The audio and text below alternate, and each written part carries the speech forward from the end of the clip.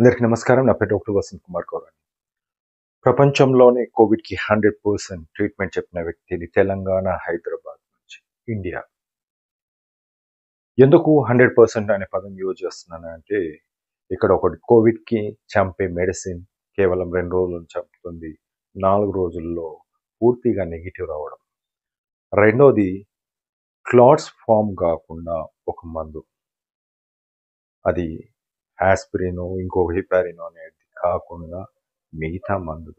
అలాంటి మందులతో ఇమ్మీడియట్‌గా పాజిటివ్ ఉన్న కేసు ఈరోజు పాజిటివ్ ఉంటే రేపటి రోజులు ఎవ్వరు కూడా ఇప్పటివరకు చెప్పంది క్లియర్‌గా మెడిసిన్స్‌తో నేను చెప్పడం జరిగింది. రెండోది దీంట్లో డైట్ కూడా చాలా ముఖ్యమైనది. ఇప్పటివరకు వేల సంఖ్యలో ఆల్ఫా, డెల్టా, ఒమిక్రాన్ ఇంకా హాస్పిటల్‌లో సీరియస్ ఉన్న కండిషన్స్‌లో ఉన్న కేసెస్ కూడా మెడిసిన్స్‌తో వాళ్ళని రికవరీ అనేది ఈజీగా రికవరీ చేయడం జరిగింది. ఇది కోవిడ్‌తోటని కాదు, డెంగ్యూలో కూడా 100% రిజల్ట్స్. ఇమ్మీడియట్‌గా ప్లేట్లెట్స్ అనేది మరుసటి రోజు 24 అవర్స్‌లో క్లియర్‌గా యూట్యూబ్‌లో, ఫేస్‌బుక్‌లో, ట్విట్టర్‌లో అన్నిట్లలో చూపించడం జరిగింది. ఇవన్నీ కూడా ఐసీఎంఆర్ ఢిల్లీలో సబ్మిట్ చేయడం జరిగింది. గత 5 సంవత్సరాలలో ఇప్పటి వరకు 5 ప్రెస్ మీట్లు తెలంగాణలో పెట్టాను. ఒక ప్రెస్ మీట్ ఢిల్లీలో పెట్టాను. 2 సార్లు కోవిడ్‌కి సంబంధించింది ఐసీఎంఆర్ సబ్మిట్ చేశాను. ఎటువంటి రెస్పాన్స్ లేదు. డెంగూది కూడా ఒకసారి సబ్మిట్ చేశాను. ఈ విధంగా ఎంతోమంది రాజకీయ నాయకుల దగ్గరికెళ్ళాను. Hire officials దగ్గరికెళ్ళాను. ఎటువంటి రెస్పాన్స్ లేదు. లాస్ట్‌కి నిరాహార దీక్ష చేశాను. 3 రోజులు తిండి, తిక్కన, నీళ్లు తాగకుండా 3 రోజులు చేస్తే నాపై కేసు ఆల్రెడీ బుక్ చేశారు. ఇది నా స్వార్థం కోసమా అంటే మీరే ఆలోచించాలి. ఇది మీ ప్రాణాలు కాపాడే మెడిసిన్స్. ప్రతి ఒక్కరి ప్రాణాలు కాపాడే మెడిసిన్స్. ఇది బిజినెస్ కాదు. నేను ఒక గవర్నమెంట్ డాక్టర్. ఇది బిజినెస్‌గా మీరు ఆలోచించినట్టయితే ఏ కార్పొరేట్ హాస్పిటల్‌లో ఉండి లక్షలు వసూలు చేసేవారు. కానీ అలా కాకుండా కేవలం తక్కువ కాస్ట్‌లోనే ఈ మెడిసిన్స్‌తో నివారణ అంటే పూర్తిగా నయమవ్వడం, క్యూర్ అనేది ఉంటుంది. ఈరోజు మనం మీడియాలో చూసినట్టయితే దద్దరిల్లుతున్న థంబ్‌నెయిల్స్ అని చెప్పొచ్చు. ఒక్కొక్కరు చాలామంది పెద్ద పెద్దవి పెడుతున్నారు. వాళ్ళందరికీ కూడా తెలుసు నేను కోవిడ్‌కి ఆన్సర్ చెప్పిన వ్యక్తిని. నేను 3 రోజులు నిరాహార దీక్ష చేసినప్పుడు వాళ్ళు కూడా కవర్ చేశారు.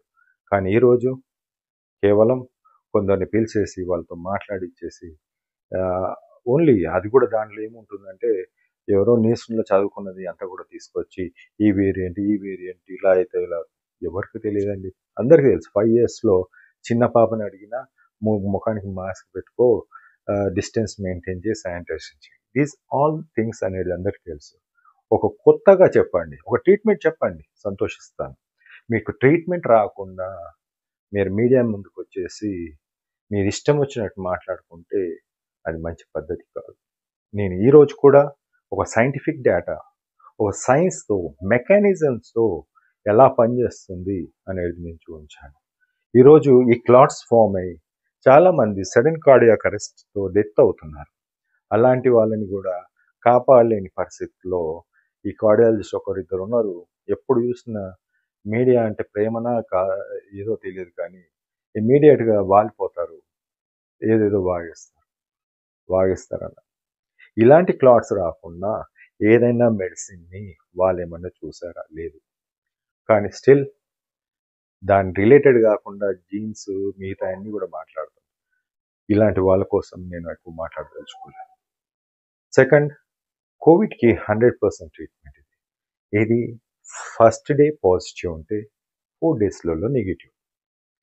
మీరు ట్రీట్మెంట్ తీసుకున్నట్టయితే ఇలాంటి మెడిసిన్స్ వాడినట్టయితే 10-14 రోజుల వరకు పాజిటివ్ ఉండే అవకాశం.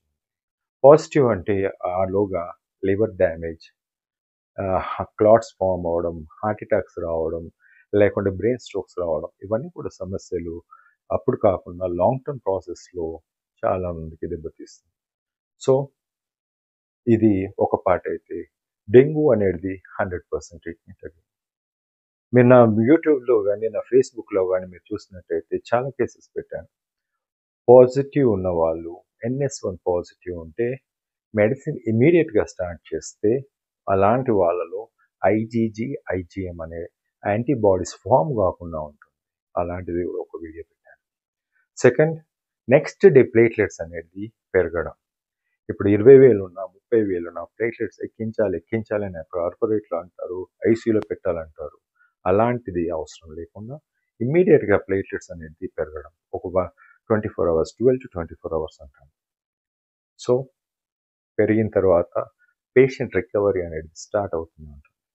ఫీవర్ అనేది ఒక్క రోజులో సబ్సైడ్ అవుతుంది. జాయింట్ పెయిన్స్ వీక్నెస్ అనేది కూడా కంప్లీట్గా 2 డేస్లో కంప్లీట్గా రికవరీ. దీన్ని ట్రీట్మెంట్ అంటారు. మరి ఈ గాల్లో దీపం పెట్టేసి మీకు ఏదో ట్రీట్మెంట్ ఇచ్చేసి రెమ్డెసివిర్లు అది ఇది ప్లేట్లెట్స్ అన్నీ ఇచ్చేసి చాలా మందికి చనిపోయిన వాళ్ళు కూడా. కానీ నా కేసెస్ ఇప్పటివరకు ఒక్క డెత్ లేదు, ఎలాంటి సమస్య లేదు, ఎటువంటి సైడ్ ఎఫెక్ట్స్ లేవు. అదే కాకుండా చికెన్ గున్యాలో కూడా జాయింట్ పెయిన్స్ రాకుండా మెడిసిన్స్ ఉన్నాయి. ఏదైతే జాయింట్స్లో ప్రోటీన్ అనేది డిపాజిషన్ అవుతుందో ఆ ప్రోటీన్ని డిజాల్వ్ చేసే మెడిసిన్స్ ఉన్నాయి. సో జాయింట్ పెయిన్స్ అనేది మామూలుగా ఉండదు. ఇంకా మిగతా చూసినట్టే చాలా లాంగ్ టర్మ్ వైరస్లో హెపటైటిస్ సి, హెపటైటిస్ బి కూడా treatable with the medicines. Other than ఇవన్నీ కూడా నేను చెప్పేటి అని కూడా WHO ప్రోటోకాల్లో లేని మెడిసిన్స్. WHOకి ఈరోజు ఒక పెద్ద షాక్ అని చెప్పొచ్చు. ఈరోజు వరల్డ్ హెల్త్ ఆర్గనైజేషన్ ఒక ట్రీటీ ఫామ్ చేసింది, పాండమిక్ ట్రీటీ అని.